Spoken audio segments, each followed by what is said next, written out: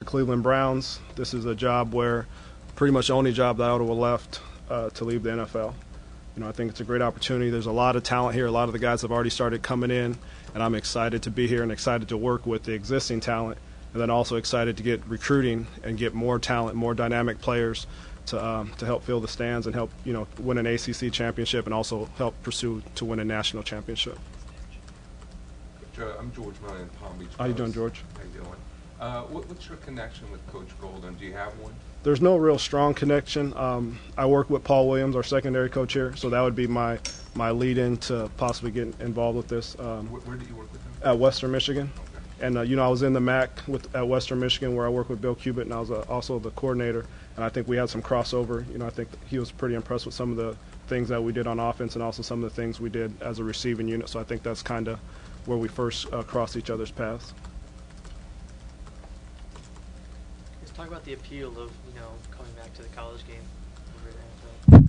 I think the appeal for me was going to the NFL. It was a great opportunity to learn football and to be around the best in the business.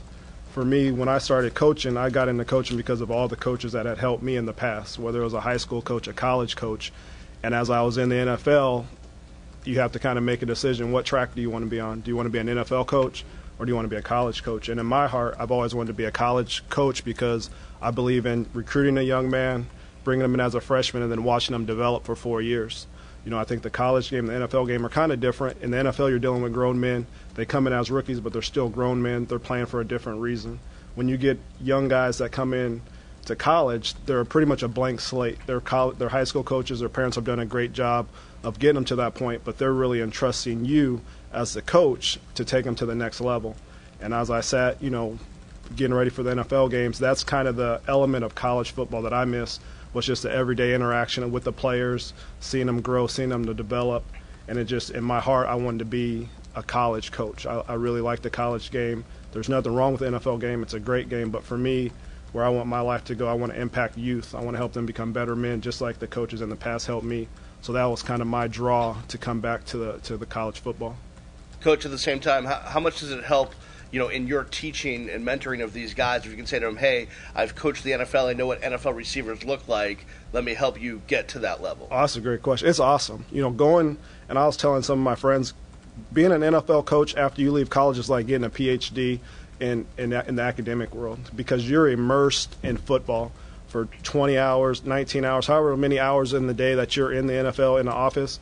You're immersed in football, and all you're doing is talking about football. I can remember sitting in staff meetings with our quarterback, Carl Smith, who was also a quarterback coach at USC, and he's talking about Joe Montana. He's talking about all these different guys, just drops, and you're just absorbing it because you have so much great resources, so many great coaches that have coached 20, 30 years, and they're talking about Emmitt Smith, they're talking about Deion Sanders, and they've either coached the guy, played against him.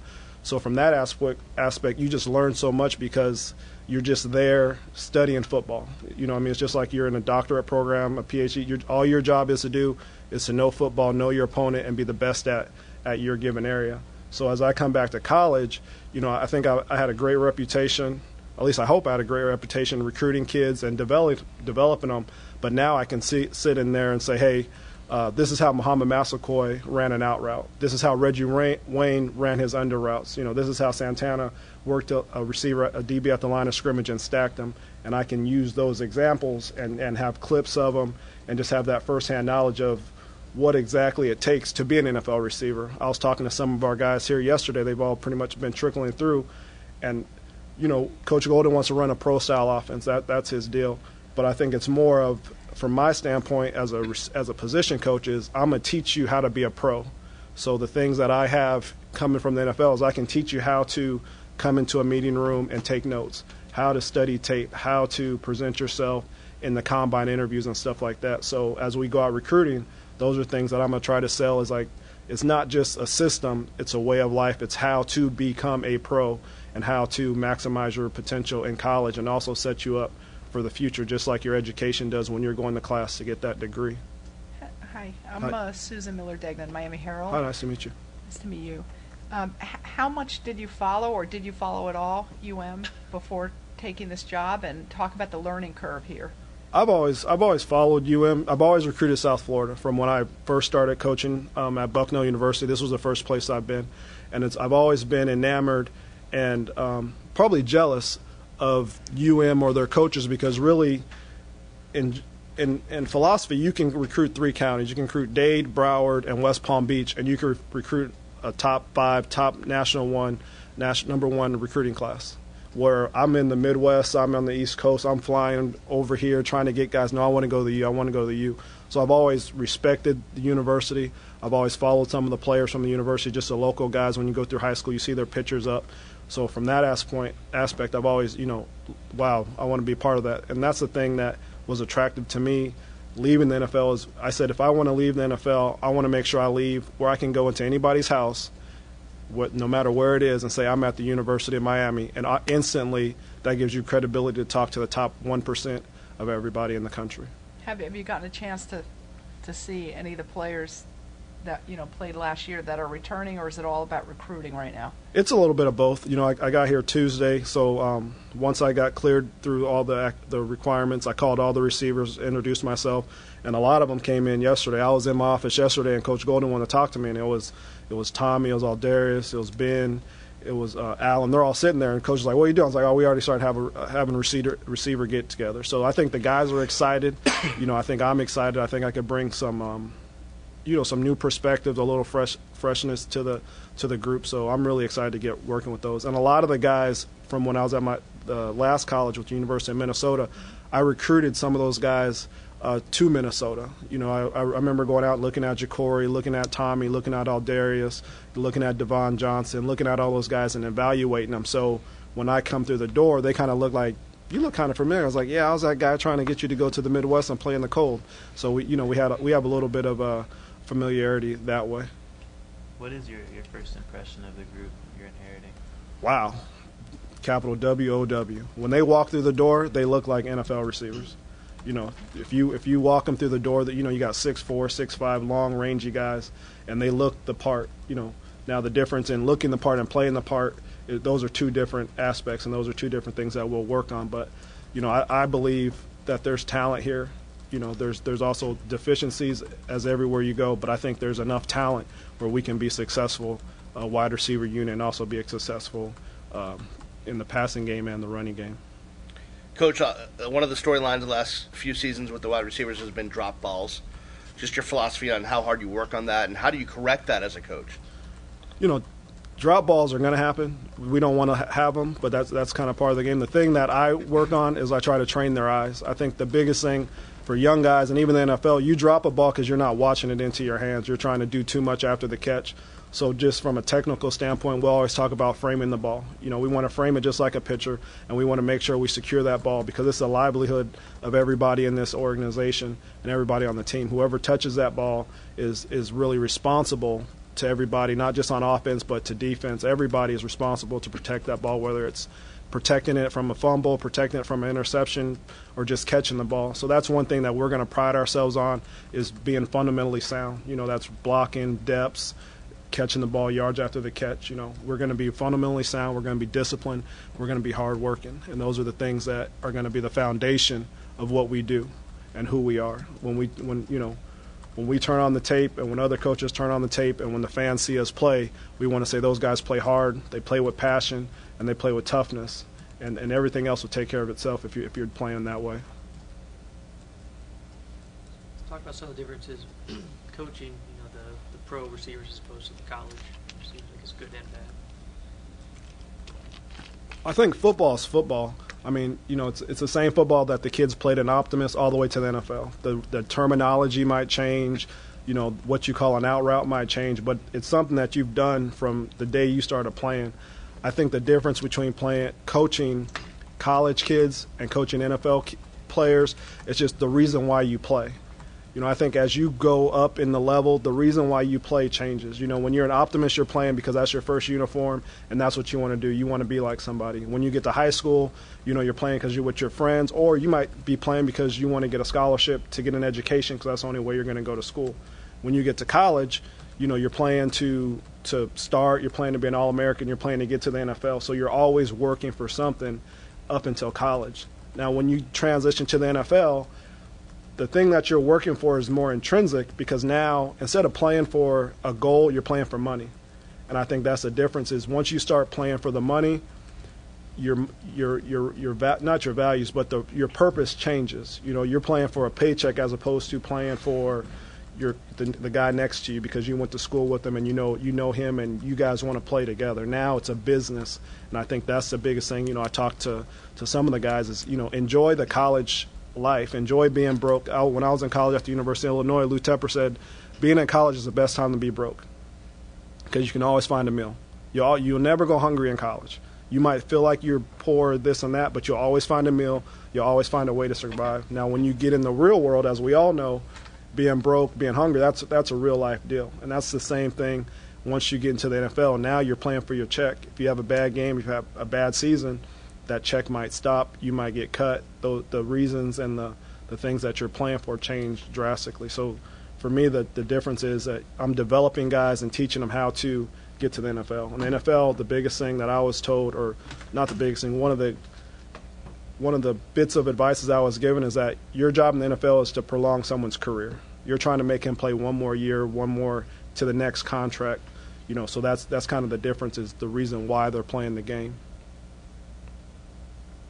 George, I guess, as I understand it, after Coach Mangini was dismissed, that the Brown staff was kept on board, at least temporarily. You were the first, I guess, assistant to leave. Yes, sir. Talk about your decision-making process with that. Well, it goes back to, you know, I went back and I had to analyze what was important to me. And that was one thing that Coach Mangini, you know, he took me under his wing, and he always said, you have to be true to yourself. And, you know, going through his process with the Cleveland Browns, I'm sure some of you have read that, you know, he was always true to himself and the beliefs that he had, the way he wanted to run his system.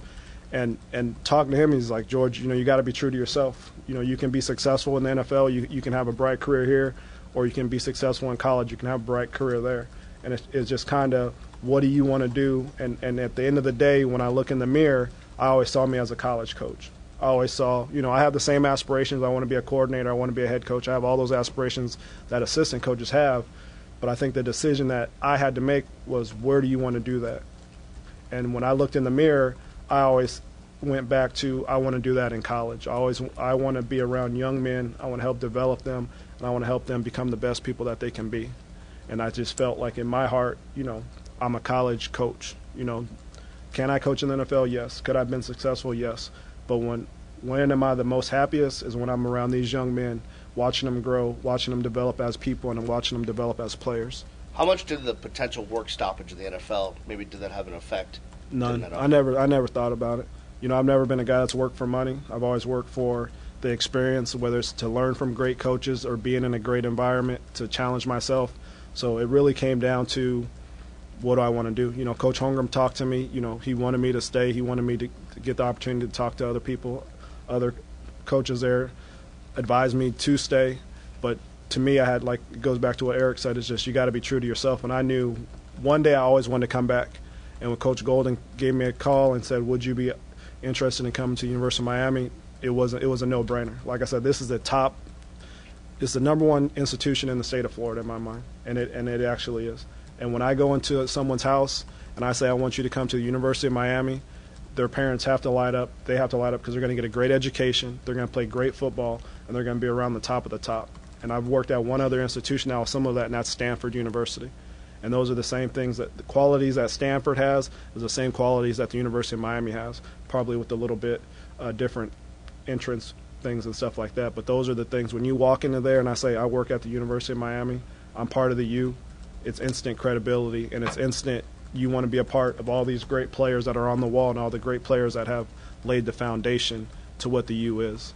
And that's something that's very appealing to me, and that's something that, you know, you can't. This job is a once-in-a-lifetime job, as Coach Golden said. This is a job where, as a position coach, you have a chance to come in and be recognized as developing some of the best players in the country. And there's not a lot of jobs out there that you can say that without fudging it or without, you know, the U is the U. They've had great receivers. You know, they walking out of this building. I saw Gino Torretta yesterday. He's a great quarterback. They have great players. They will always have great players. And I'm honored to be a part of helping develop and keeping that tradition alive. Looking at this receiving core again, do you feel that after evaluating, do you feel you need to add a receiver or two, or would you feel comfortable going out with this unit right now? Well, I'm still in the process of evaluating the current players. I think the biggest thing is you can always add dynamic players. Do I believe that there's talent here? Yes. Do I believe that there's talent, to come in? Yes. So I think the biggest thing for me as a position coach is that I always want to add dynamic players, and I always want to add competition, because competition makes those guys rise up. Because if they see, George McDonald from School X is coming in, it's like, well, I better step it up because I know that he's going to be able to come in and play. And I think that's when Miami was winning its national championships and all those things that they've done in the past. They've always had great players, whether they're on the scout team, whether they're the second string guys. They've always had great players that push the first team players. And I think that's how you create tradition. That's how you create a winning attitude, is knowing that every day in practice I have to go out and compete, because if I have a bad practice, the guy behind me is just as good as I am and he can overtake me. So that's the kind of deal I think in recruiting, is that you're not trying to replace people, you're trying to always up the competition level. So do we have good players here? Yes. We have guys who are tall, who are fast, who can catch, who have great skill, but there are also great players out there that can add to our program and push either the guys we have to make them better or take over someone's spot and make us a better football team in general.